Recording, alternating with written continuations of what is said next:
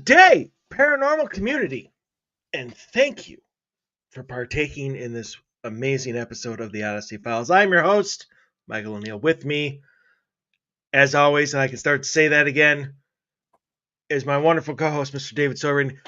Good morning, Dave. Good morning, Mike. Good morning, paranormal community. Got a lot of So, stuff to talk about today. yes, we do, and I want to start with a really quick question. Yep. Did our theme music sound off to you, or is it just me? No, it sounded a little tinny, I guess, maybe. Is that Okay. what you kind of heard? Like a little, not as kind of, I don't know. It's hard to say because I don't have my headphones on today. So I'm coming through just the generic speaker in the monitor. Gotcha. But it sounded a little titch off. Something sounded a little different. Okay. All right. Yeah. So again, still having like some internet issues and rolling off my phone as I have for the past couple of weeks. And yeah, I must have had like a little spurt or a little hiccup or something like that as I started. Because yeah, then towards the end it cleared up. Yeah. So I'm hoping that it doesn't mess up throughout the course of this broadcast. So yeah, so we're gonna touch upon some very relevant paranormal type news at first, and then we're gonna move into our main topic, which is the Mandela Effect. And so, which would you like to start with, Mr. Sawyer? I'm going to let you take the house, and I'll take the object. Good, because I have no idea about the object. That's what I figured when I said that to you. So, all right. So, last year, I just want to make why this is kind of a contextual thing with Dave and myself. Like a lot of people, because he absolutely blew up. Comedian Matt Rife kind of exploded onto TikTok, and then after that exploded onto Facebook, and naturally Netflix jumped all over that, gave him a couple specials, yada yada. The rest is history. Funny guy, don't get me wrong. Funny, I laughed my ass off at some of his comedy and whatnot. But the thing that struck me, this is why it means a little something to us. Huge into the paranormal. Sadly, a friend of Zach Bagans, so doesn't really know what he's talking about when it comes to the paranormal. And yes, I'm going to make that grievous assumption. But I wrote him an email, invited him and some of his cohorts, who he does like a paranormal show with, to come on the show. This is obviously right before his like world tour, so never got a response back. Didn't think nothing of it until 2 days ago, a day ago. I don't know. A couple days ago. Yep. He posts on X, and then I saw the post. I saw a post of the post originally. And then I saw one from him on Facebook that he and one of his paranormal buddies has purchased the Ed and Lorraine Warren house, their museum, and everything in it, at least as a guardian of the artifacts for the next 5 years. I don't know why those would be two separate things or what. Maybe it's how they're classified or something like that, because the museum was a business. So even though it was contained within the house, and there were zoning laws that shut it down in 2019 when Lorraine passed. So the museum had been closed down at the same time, but the museum itself, I believe, was just like an in-home business, or maybe that portion of maybe the museum section had been, even though it was part of the house originally, maybe it had been made so that you had an outside entrance and the public could come in and view the museum, but not be in your house, kind of thing. And I think that has a lot to do with like the reason why he didn't buy all the content rights of what's in there. Could be. I don't know. I don't know the I legality don't of it. either. It's a good guess, though. Um, I think back to the Scottish Rite Temple and the Yeah. fact that all of their costumes and artifacts and stuff were labeled by the city, Hmm. and like they couldn't even take a costume to get cleaned without notifying the city that they were going to do this. So I'm wondering if maybe because these are some very old artifacts Yeah. and stuff, I wonder if maybe the city has classified them as as a historical historical items or something. Maybe. So he's now considered the guardian of all of the artifacts, including the Annabelle doll, Yeah. for the next 5 years.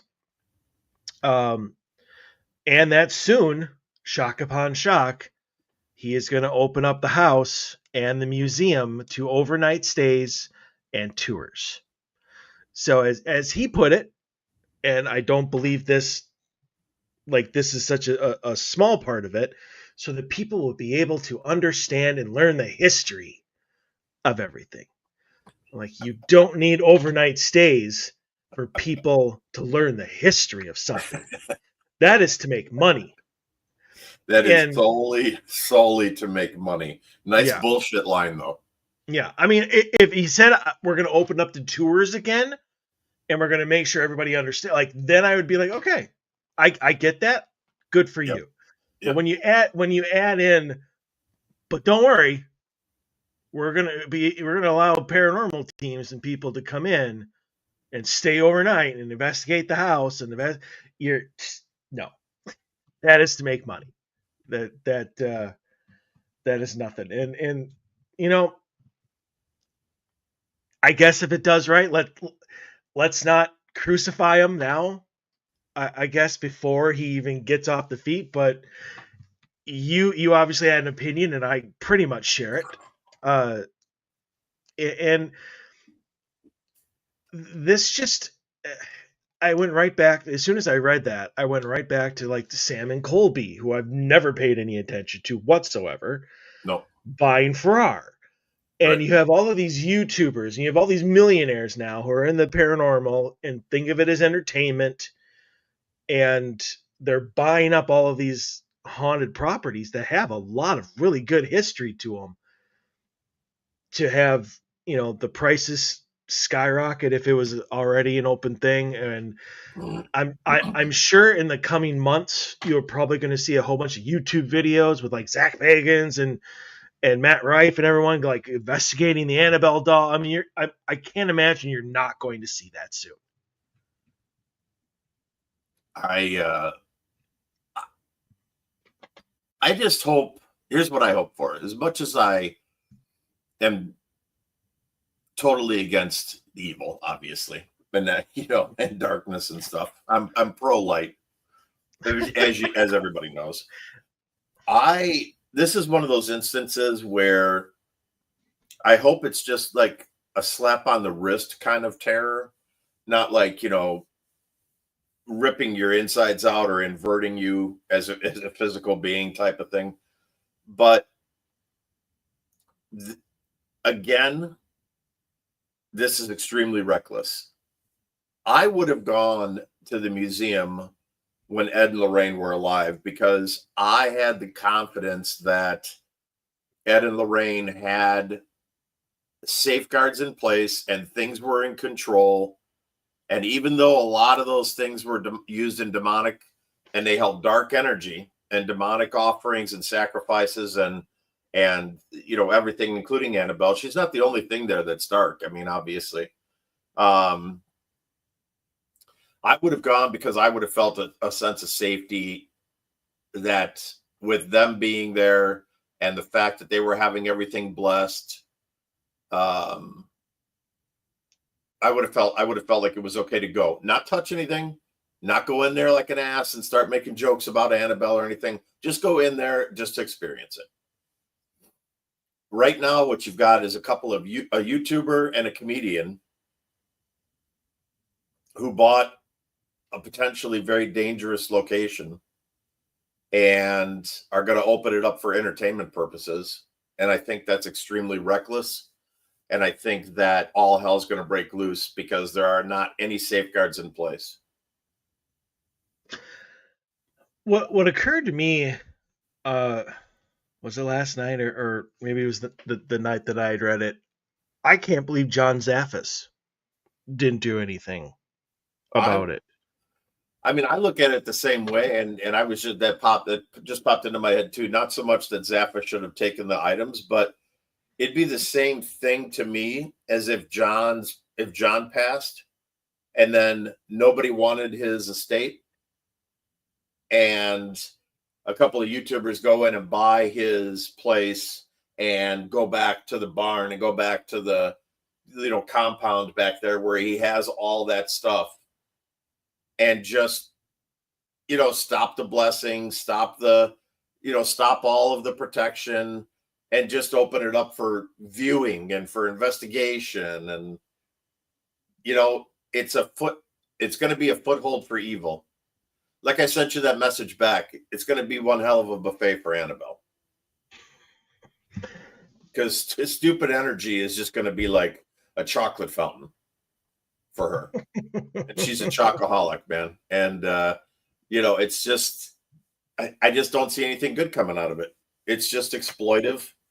I mean, we just are getting over the fact that the guy died who was handling Annabelle. And now you've got somebody who probably, and at least the guy was a part of Nespers, which was part of like that original Atlantic group. Like they knew the Warrens, they were part of that whole thing. So they understood the safeguards, they understood the danger behind it. You got a YouTuber and a comedian. I don't think that they're giving it the thought that it should have. I think we saw the same thing happen at the Conjuring House, to be honest. It was bought for exploitive reasons, and it turned into a gigantic fiasco. I mean, literally, where you had people going at each other, I mean, physically, like threatening each other. And I think that you're going to see the same thing happen here. So I don't, I just think if you want to go, have a good time. But again, we'll be more than happy to have you on the show so you can tell us about all the horrific things that happened to you post visit. Be good entertainment, right? Because that's what it is. It's entertainment. So, you go get entertained by being demonically oppressed or having, bring home evil to your house and having it wreak havoc. And then we'll entertain ourselves by listening to your stories and share it with our listeners. Just as a final thought for me, I'm going to look out for the very first negative experience type story that comes out, because that will be the start of the snowball. Yep. And soon you'll start seeing stories pop up which will probably not have anything to do with Annabelle or the museum whatsoever, other than the fact that the person was there. Right. That's exactly what I'm afraid of is going to happen. And you'll see the mass hysteria set in. Yep. Like as soon as one bad thing happens in their life, like the next day they'll get a speeding ticket and it will be Annabelle's fault. Right. Something like that. And it's just going to be this massive snowball effect. Dog will mysteriously die. Neighbor passes away. Obviously it's because my house is haunted because I went to see Annabelle. And now it's the same thing with and I knew I shouldn't have mentioned it because I know I can't remember his name. The doll down in Key West. Everybody. Bobby or no, it's not Bobby. Robert the doll. Yeah, Robert the doll. Yep. And it's the same kind of concept there, where people go down there and supposedly if you don't ask permission to take his picture, but you take it, bad luck befalls you. Mm-hmm. So that, in and of itself, that's interesting. But I think that is just a wives' tale that just gets perpetuated. And people go home and go, oh, you didn't ask permission? Oh, man, you're in trouble now. And then everything that happens that could be remotely tied to not asking permission to take a picture of Robert becomes Robert's fault. I mean, and it's going to happen the same thing with Annabelle with opening back up the museum. yeah, I mean, and it doesn't even stop with dolls. I mean, how about all the people who take rocks from national parks that mail them back and go, please put this back. I'm, lift the curse off me. Right. So the Petrified Forest. Yep. So, I mean, we did a show on that, or at least we mentioned it in one of the shows. So yeah. Paranormal in the News. Yeah. I think is we got it. Speaking of which, moving on, because I do want to get to the Mandela Effect, but you have one more. I do, because I think this is extremely interesting. It's only the third time in the history of mankind that this has happened. Is the 31 Atlas that is cruising through our solar system right now. And I think that it's interesting for the simple fact that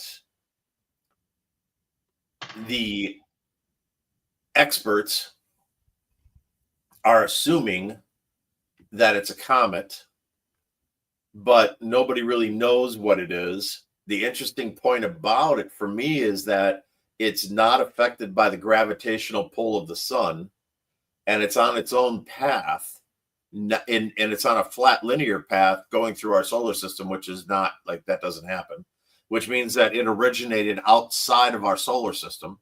So if it is a comet, this comet would be billions of years old, and it would have originated in a far galaxy in the Milky Way. And now it's entering into our system. But there are a group of people, and I'm not trying to fan the fire here, but I find it interesting.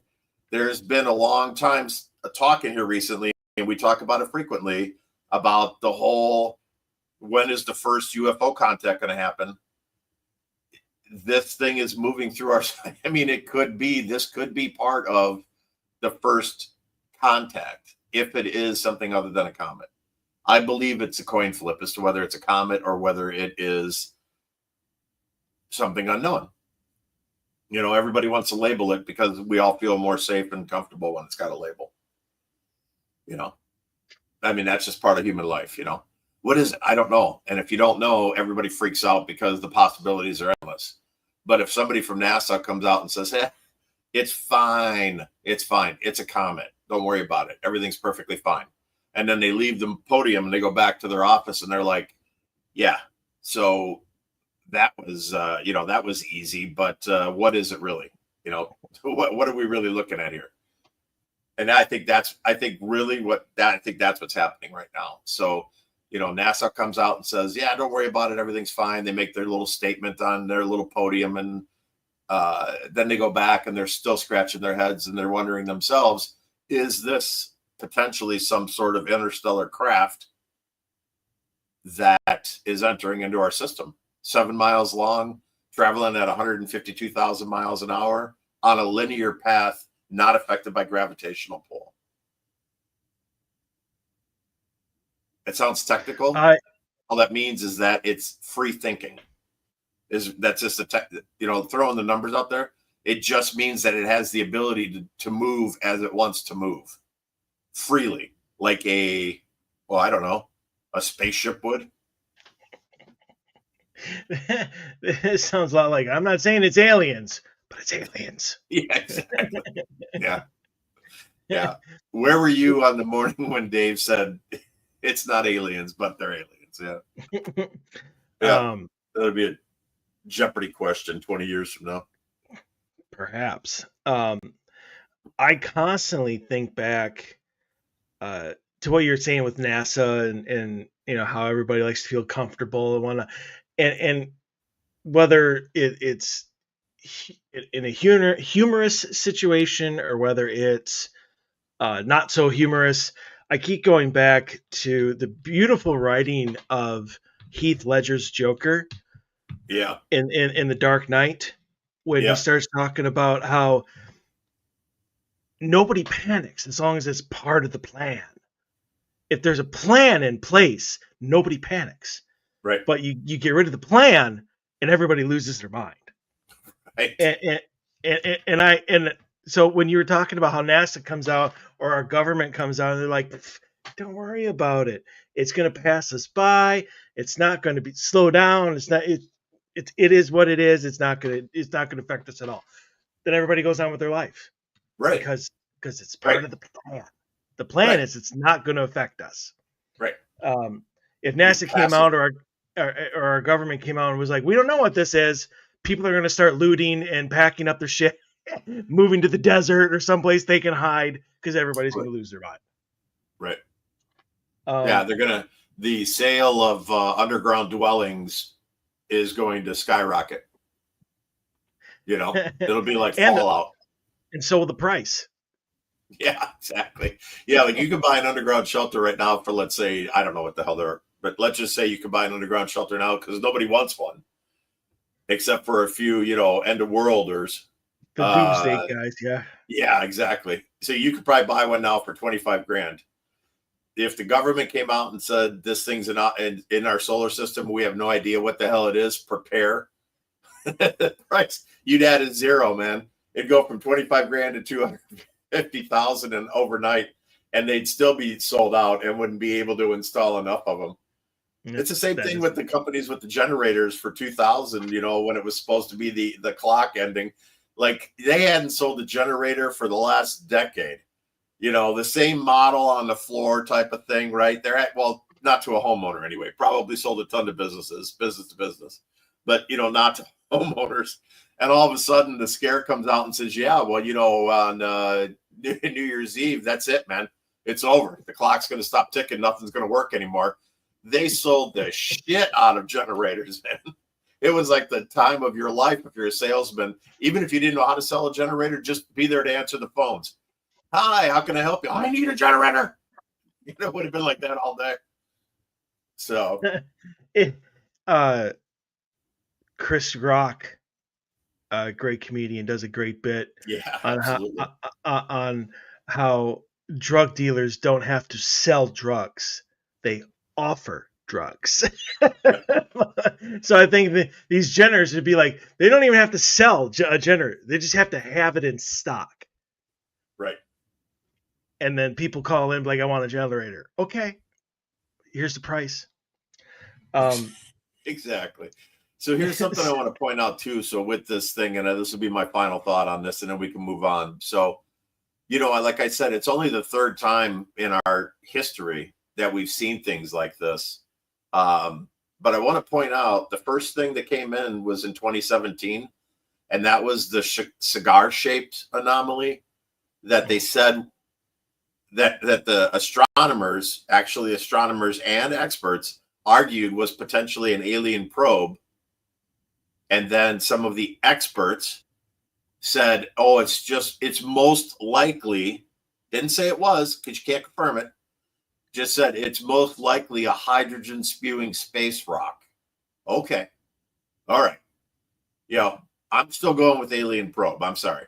2017, 2019, Comet 21, which was seen sailing through our solar system, not in a self appearing to be like a self-driving manner like this one is.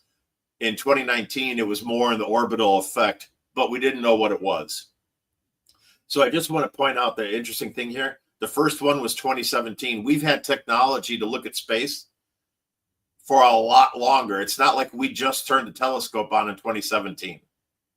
We were in outer space in the 50s and 60s. We were out in outer space ourselves in capsules flying around in outer space. Satellites have been there for probably the 50s. I don't even know when the first satellite was launched, but we have been in space, watching space for a long time. And the telescopes down on Earth maybe have gotten better, but they were certainly good enough to detect something like this way back in time. And 2017 being the first episode, and I remember that too. Cigar-shaped object comes into our solar system. 2019, I don't remember. I don't know if it just got swept under the rug, but now this one for sure. Again, that just seems like a whole lot of activity of unidentified, large, mysterious objects showing up in our solar system. Seems like it's awful a lot. It's starting to get 3 objects. That seems like a lot considering there was 0 before that. And coincidentally, they started showing up once we started our show. Yeah, there you go. That's probably it. I'm sorry. I had to throw that out there. I like that. We started our show and all of a sudden aliens start getting interested. Yeah. Aliens come to Earth because they actually found some intelligence. I just see now they've evolved. Yeah, we're losing listeners by the buckload now, by the truckload. Yeah. So, all right, we're gonna move on. Yeah, let's move on. So, the Mandela Effect, which I'm sure if you know what it is, and I guess in layman's terms, it pretty much is it is an event, I guess you could say. It's an event or a memory that a lot of people remember a certain way, and there's a lot of people remember it a different way. Right.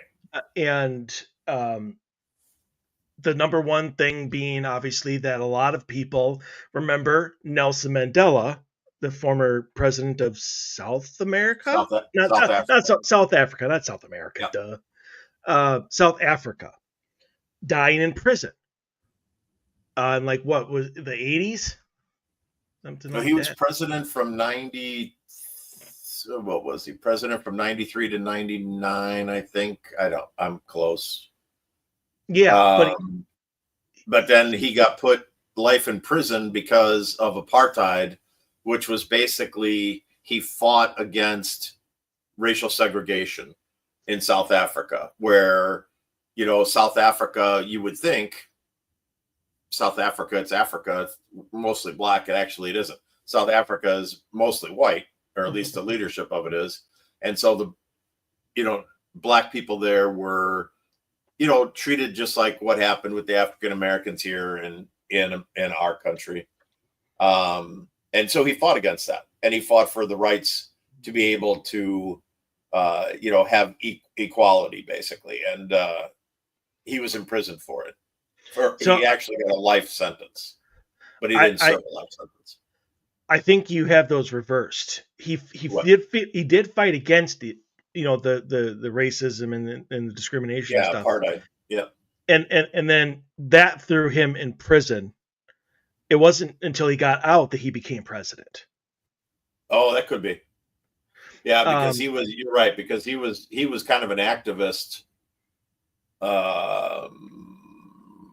like early on when he was younger. Like I had the timeline pulled up, and now, of course, now that I'm looking for it, I don't have it. But yes, like in the 60s, he was in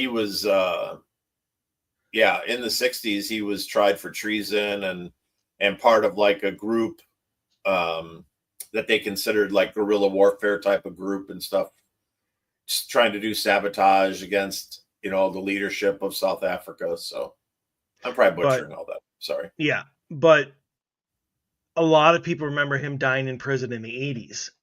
Yeah, you're right. He did not die, obviously, until after he was president, and in 2013. Right. 95 years old. Yeah. And so that's what sparked this, was that so many people remember seeing like news reports and newspaper articles and stuff of him dying in prison. And lo and behold, he gets out, becomes president, lives a long life.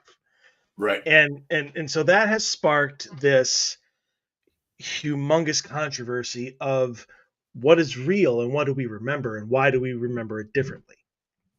And there's slews, like there's just typing in, the Mandela effect, the most popular Mandela effects, like you have some article being like, here's 40 of them and here's 55 of them. Top 50. Yeah, exactly. Yeah. And that's just, like I said, top 50. and even you could even say Mike and Dave, I remember you doing a show on the Mandela Effect years ago, but yet here you are doing one. What? Right. What? Didn't you? I remember it, Yeah. and you actually are correct. We did. The reason that we're doing it again is because it's one of the lost episodes that didn't transfer over when we created this new network and whatnot. And so over the course of the next couple of years, I'm sure we're going to redo the 90 or so episodes that we lost. And this was one of them because it's one of our favorites because it's fun and it's really interesting Yeah. how we can have so many different things. Although I will say this, looking over, like I just chose one that had 40. It was Esquire, like reputable magazine. Yep. Some of these are very like the older ones, and I get them, and I get it. Some of them are just stupid.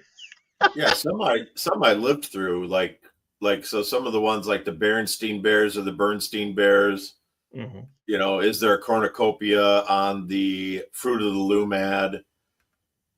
Stuff like that. That was like I grew up through that stuff, so like I have hands-on experience for some of these. Yeah, and some of them I think are just. I think some of them are rebranding. Like you mentioned, the Fruit of the Loom, like that was a big thing for me. Like I remember it both ways, but I mean, like there's nothing in history that says Fruit of the Loom in like 1998 couldn't have rebranded their logo. Correct. And so now people obviously who are older, like myself and you, remember it having a cornucopia, and I also remember it not. Right. Right. But some people, when they see that, they're like, was there a time slip? Did I go into an alternate universe where in one universe they had cornucopia on my underwear and in another one they didn't? Mr. Johnson, it's not a time slip. Yeah. It's rebranding. And there's several movie references. I mean, obviously the number one being, everybody thinks it's Luke, I am your father. And that's not what he says. I swear to God, I thought that's what he said. No, I mean, I've said that line 5 billion times in my life. He just doesn't say Luke. I mean, he's like, he's like, no, I am your father. He says, no, I am your father instead of Luke. I didn't go back and watch it, but I'm on the Luke train on that one. Yeah, totally doesn't. The mirror on the wall. I mean, who hasn't said that in their life? Right. I'm a guy and I've said mirror on the wall. It's not what she says. It's not what the queen says. She says magic mirror on the wall. But it's so easy for like somebody to get that line wrong, like in front of a camera or whatever, and all of a sudden that's the line. At some point in time, somebody screwed up the Darth Vader line and said Luke instead of no. And about half the world population has said that line since then. I have. I mean, probably if you could go and count the number of times, like the individuals that have said that line, it would be in the hundreds of millions, I bet, of people who think that's what the movie said. Yeah. Here's what baffles me. This is a new one for me. I never heard this one before. I obviously learned it correct. Maybe that's because I was in a better like educational system back when. But some Americans and foreigners alike recalling learning that there were 51 or 52 states in the United States. I saw that. I'm like, what? I'd never heard that one before. Yeah. That, like, what's the names of the two extra states? Canada and Mexico? I mean, like Washington D.C. People get that one mixed up all the time. So they think that's a state, and that's the 51st state. Is why I think that screws people up. Well, there has been talk about trying to make it that way. Yeah, that Washington D.C. is put in the Constitution or whatever is the 51st state. I do see that one. because we always say it's the United States and the District of Columbia. Yeah. Like it's always added to Right. the United States. So I guess I can get that. The 52, I have no idea. The 52, somebody was drawing their own map. And they just threw something on there. They were just like, I think there's something over here. I think there's something right over here. Let's just throw it on there. It'll be okay. There's like a little thing around Toronto. Or something. Yeah, exactly. Yeah.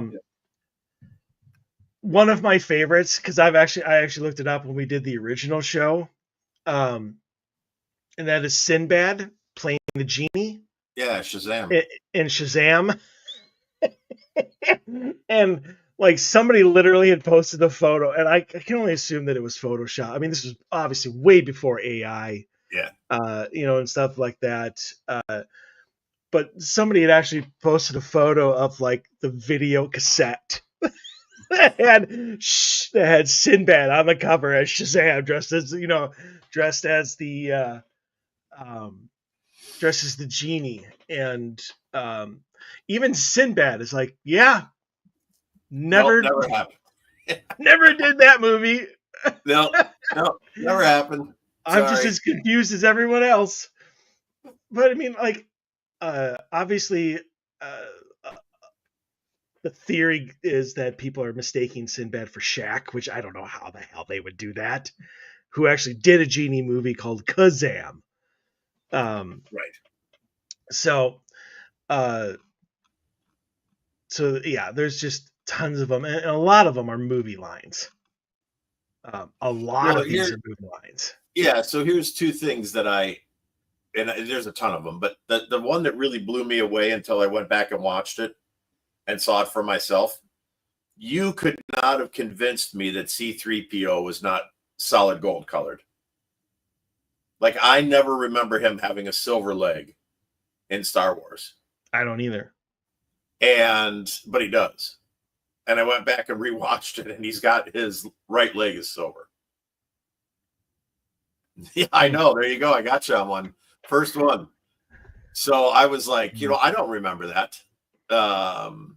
I thought he was all gold. I swear in every scene I saw, I look for little things like that. So it annoyed the hell out of me when I was like, I would have noticed that.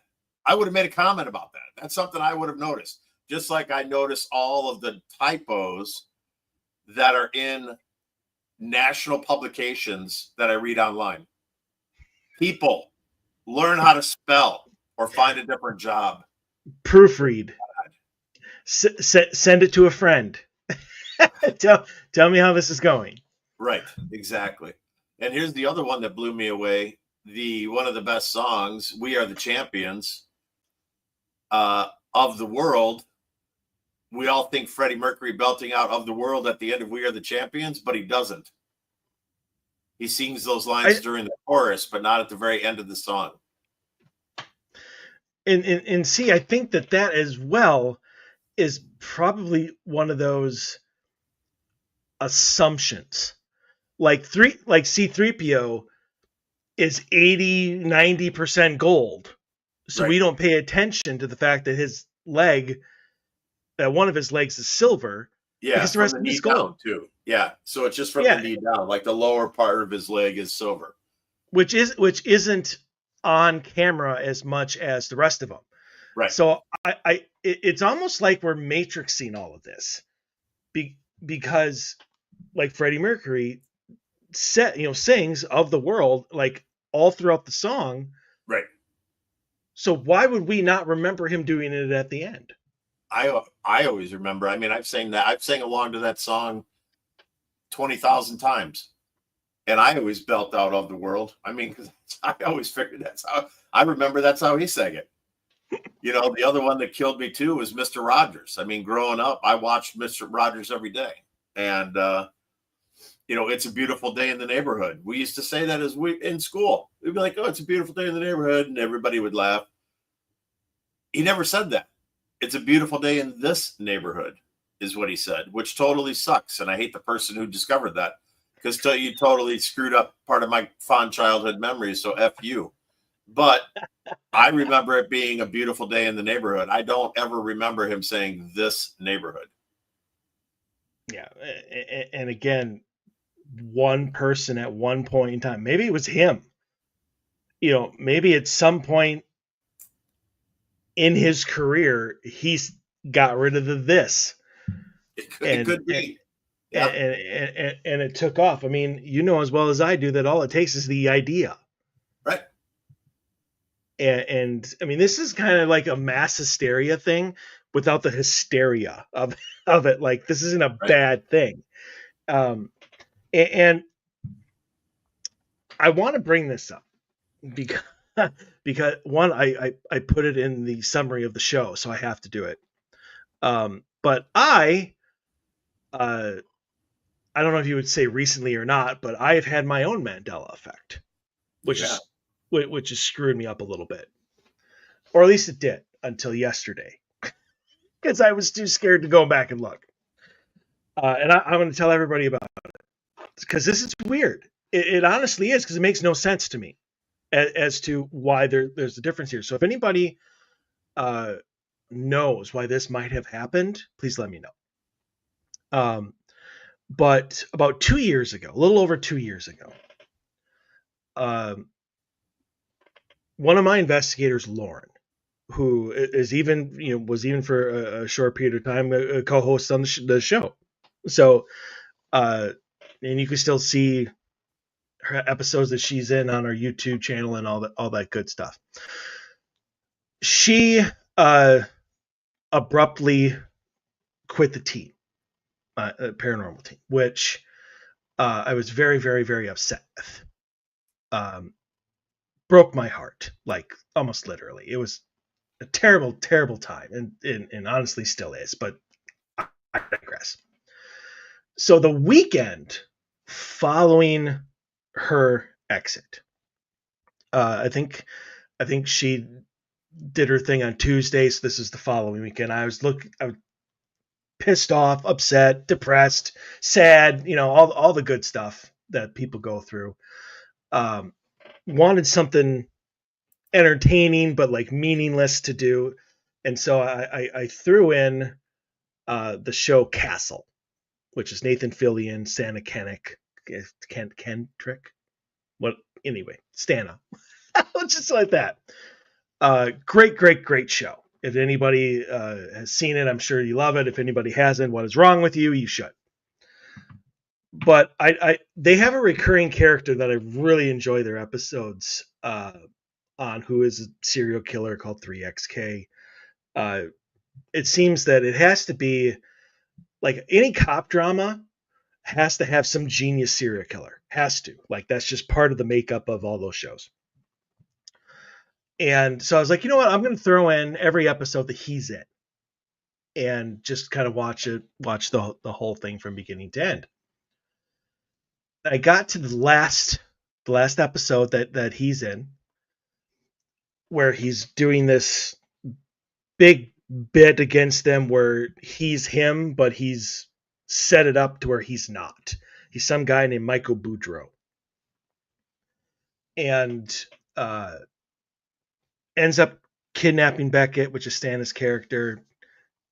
Castle goes nuts, gets into his apartment and starts beating the holy hell out of him to try to get him to tell him where his wife is. And Michael Boudreaux's character, after having a gun pointed at him, starts to rattle off all of this information about him. I was born in Iowa. He landed off his address, and I'm kind of half paying attention at this time. Watching. I have my phone in my hand, and all of a sudden he goes, "My parents' names are Michael and Lauren," and I about had a damn fit. Like, What did he say? Yeah. I swore at the TV. Like, I yelled, "Go F yourself, F off." Like, if I would have had something like that wasn't my phone, I would have chucked it at the TV. Like, I don't remember that line ever being there, but obviously now it strikes a little closer to home. watch the rest of the episode, move on with life. About 3 months later, Lifetime likes to show reruns of Castle. So when I get home from work and I'm cooking dinner and I'm not paying attention to the TV, I'll have that on in the background, because if I miss something, who cares? I've seen every episode like 3 times. Mm-hmm. And lo and behold, it's that episode. And I'm like, all right, whatever. It's a good episode. And I know it's coming. Like, I'm going to get upset again. I'm like, I'm preparing. Gets to that scene while I'm doing it. I'm standing behind my couch watching it because I'm like, here it comes. It's coming. Gets to, I was born in Iowa, rattles off his address, and nothing. Just moves on with the scene. The line about his parents' names being Michael and Lauren is not there. Completely gone. And I'm like, what the F? What? I'm like, where did it go? And I told you this story. Yeah, you did. It was a while after that, because I was just like, whatever. And you had suggested that, well, maybe they edited it for TV. Yeah. And my response to that was, why that line? Like, it's not like the scene cuts at it, so it's like an edit problem. It was a line that like cost like 1.5 seconds maybe to rattle it off, and it fits with what he's doing in the scene. Why would they have cut that one line out of the show? And you're like, well, did you put in the DVD and look at it? I'm like, no. And I didn't for like a year and a half until yesterday. I was like, we're gonna do this show. I want to tell the story. I have to see if it's there, and it was. It was there in the DVD. So, and Castle is now streaming on Prime. So it's like, let me see if it's there. And so I found that scene in the Prime thing, and it's there. So what's the difference between the two? Like, why is the TV version missing that one line that's actually important to me and nothing else? But the DVD, I mean, the streaming is probably going off the DVD, so I'm not, or like the DVD version. Yeah. But I don't see why that one line is different between the two. And it makes no sense to me. But for a longest time, and maybe there is a rational explanation for it, that line should still be there, and it isn't. I mean, in the TV version, it is obviously still in the DVD. So, I mean, if anybody has an explanation as to why that is, please fill me in. I would love to know. It's the universe effing with you. I honestly thought that, like that. I had seen that episode many times prior to that. Don't remember that line. I think it would have struck home with me, even years before she had quit, or before that weekend anyway. Never noticed it before, and now all of a sudden it's there, except in the TV version, or that Right. they show on reruns. It's not there. At least it wasn't then. I have not seen it on TV since. So, I don't know. Your guess is as good as me. I honestly would lose my shit for another reason if I did see it on TV and it was there, like the other versions. Like, that would mean my Mandela effect would have been that night I was cooking dinner and missed it. Right. But anyway, exactly. So it was there. You were standing there watching it, but didn't hear it for some reason. oh no. Well, yeah, I didn't. Right. Yeah, that you I wouldn't didn't have heard hear. it I'm if sorry. it's Yes. streaming on TV like that. Yeah. Yeah. I mean, like, and I wasn't cooking dinner at that time. Like, I was literally standing looking at the TV because I knew it was coming, and was like, let me just face this head on. I mean, I had my FUs completely ready to go, and got denied. Um, so yeah, that is my take on my own kind of Mandela effect. Um, but there are some ones here. I I want to get back into like different versions of it that I've never seen before. King Henry VIII's turkey leg. Apparently, there's a portrait of him where people remember him holding a turkey leg, Yeah, I saw which that too. makes no sense. No sense in a like a palace type photo. Like, why would you be dressed up as the king and then you're holding a turkey leg?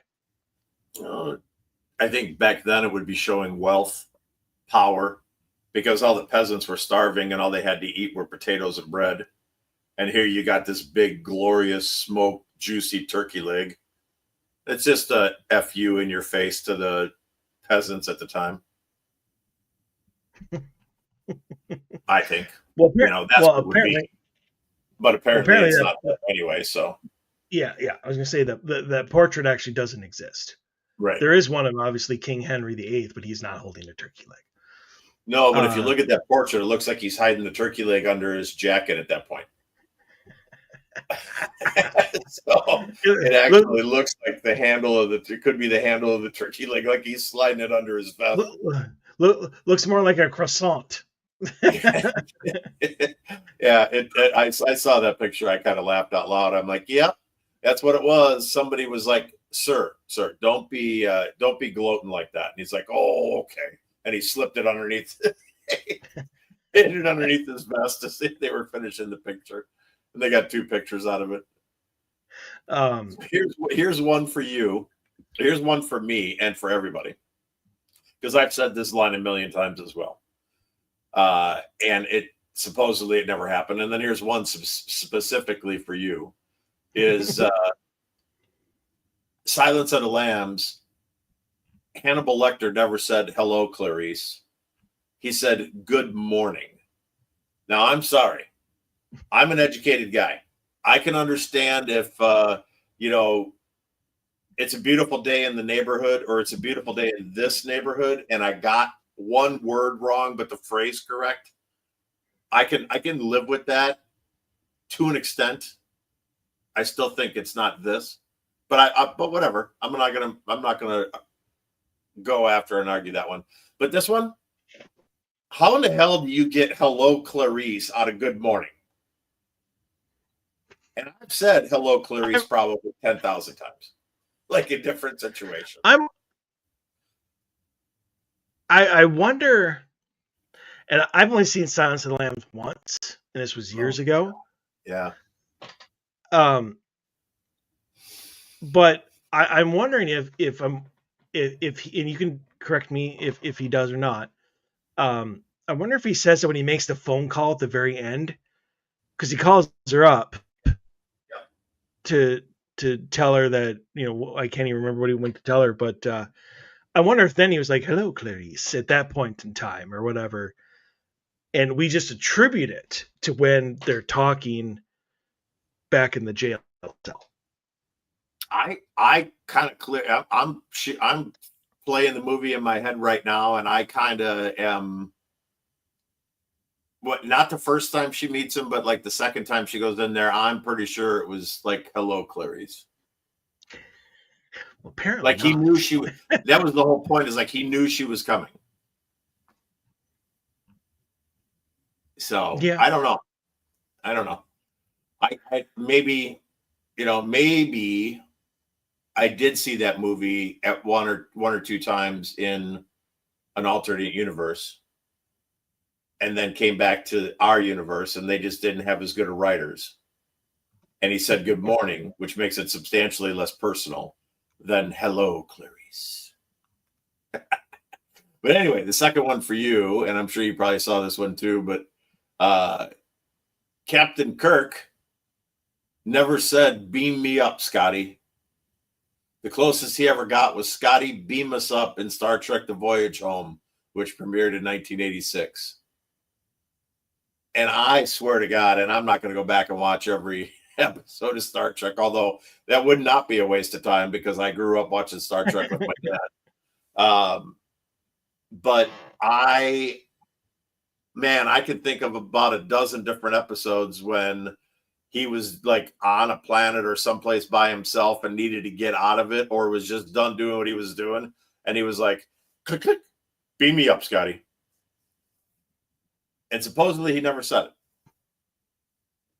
And you're a Trekkie, so what do you think of that? Yeah, I mean that comes as a surprise to me, obviously, because that's an iconic line. Like that's probably the most iconic line in all of Star Trek is beam me up, Scotty. Right. But I can see beam us up, Scotty, or Scotty beam, different renditions of it. It just got changed into it. Another one right along those lines, which came as a complete me to kind of like this one, is Sherlock Holmes's Elementary, My Dear Watson. Yeah. Never said in any of the books ever. The closest he got, the closest he got was one time Watson said something, he was a compliment, and it was and all he said was elementary. Or it was either elementary or elementary Watson. That's it.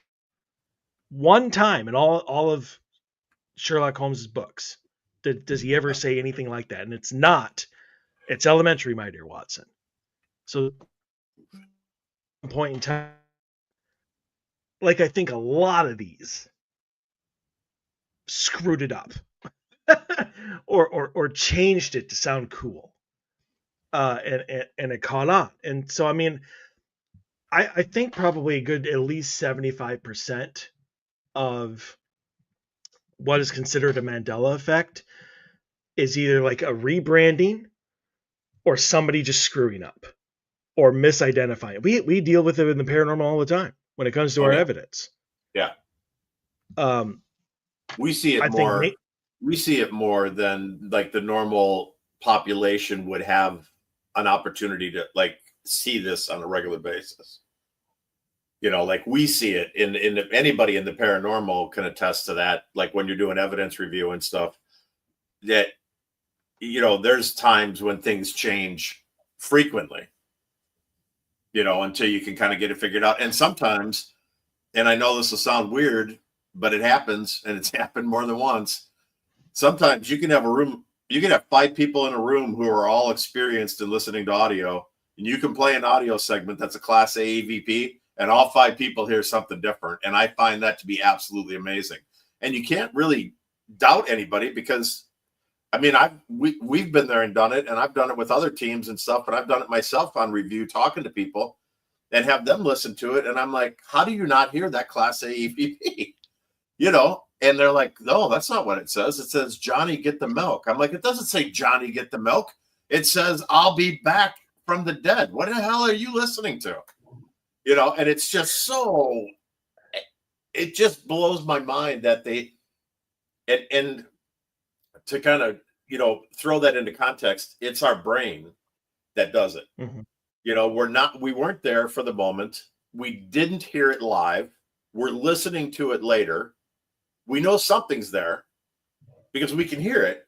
And so because we don't know exactly the context of it sometimes, our brain just kind of throws its own interpretation of what we heard out there. And that happens. I think that's just human nature. And I think the Mandela effect, I think a lot of that comes into play with that.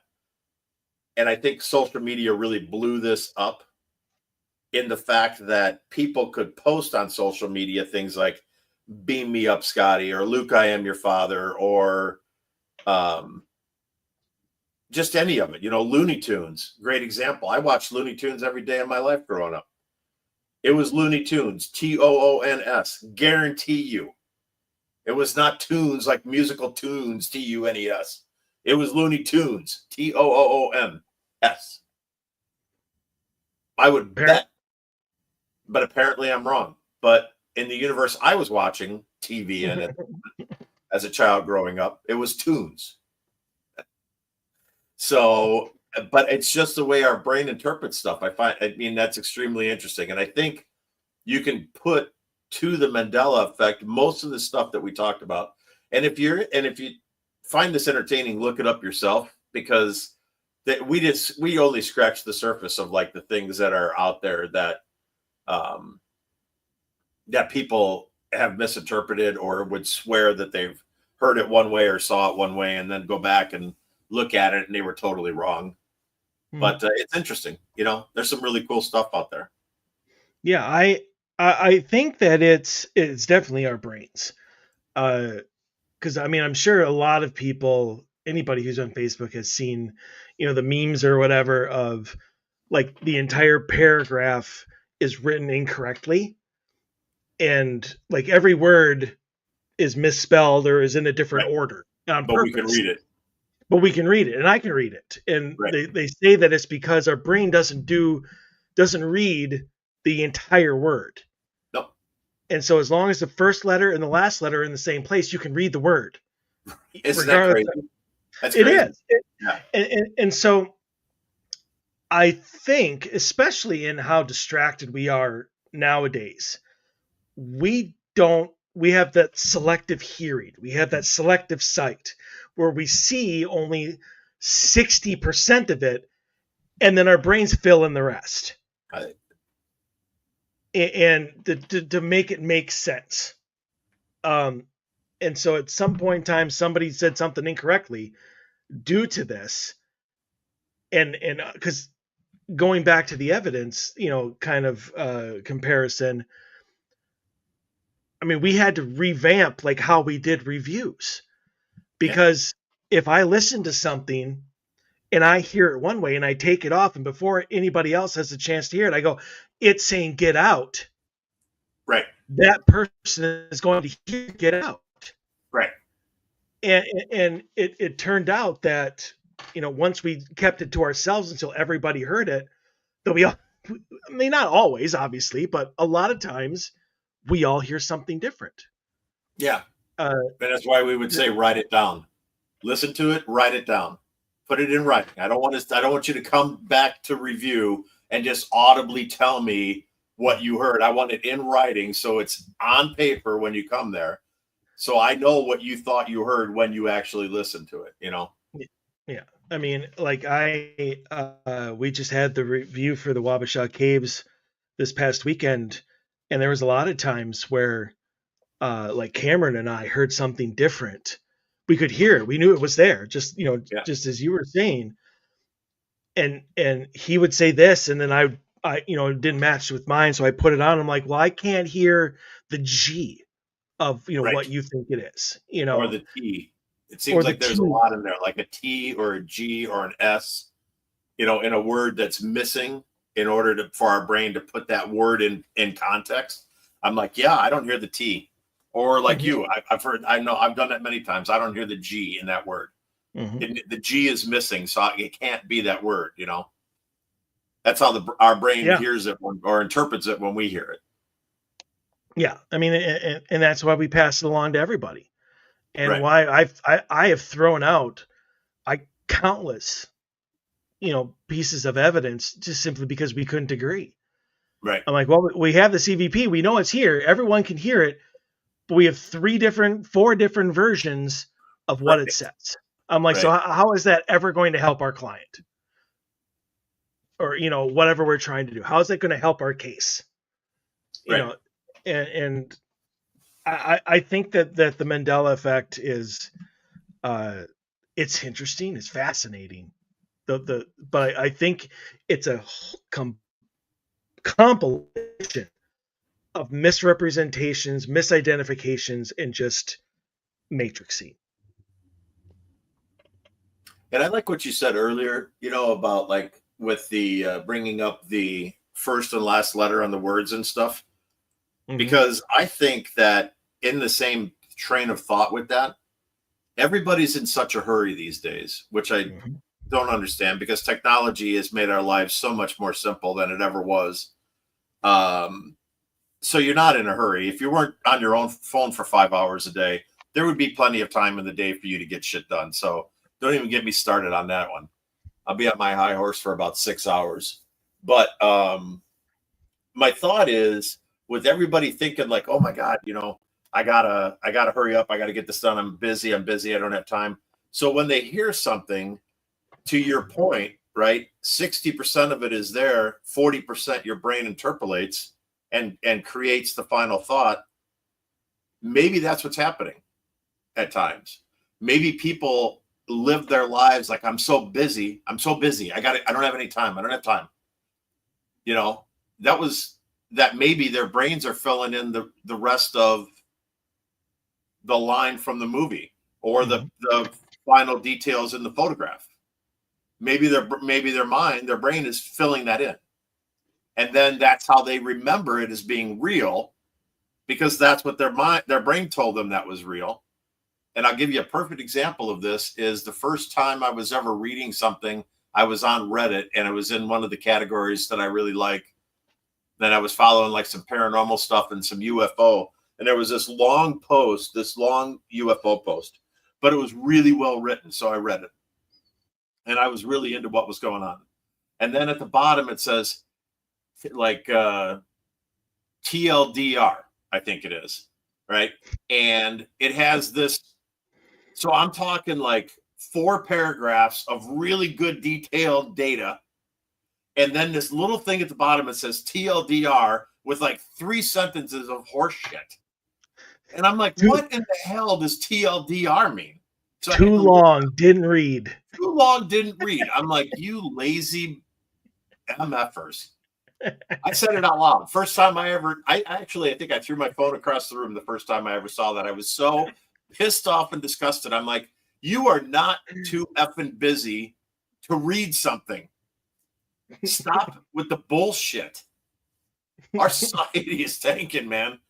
When you can't write a paragraph and have somebody take the time to read it because they don't have time to read it, and so you got to put in a little abbreviated sentence of what you're trying to say.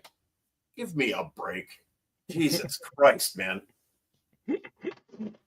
Anyway, I'm off my soapbox. I gotta go. We gotta go. And on that note, we gotta go. Yeah, we're getting on a tangent way off of the paranormal. No, but that's it. It's fine. This is a fun topic anyway. But I mean, if you guys have any stories of your own Mandela effects, something that's not on a list or something that you've encountered, I'd love to hear it. If you have an answer to mine, I would love to hear that. But yes, it is time to go. We will be back next week. Anthony will be back joining Dave and I. We are going to talk about MK Ultra on the next episode. Very light reading. No, it is not. But it is disturbing. So prepare yourself. We will try to break it down as best we can, as only we can. Right. So I'm looking forward to that. But until then, stay healthy, stay safe. I want to see you back here. Everyone, have a great rest of the weekend and week.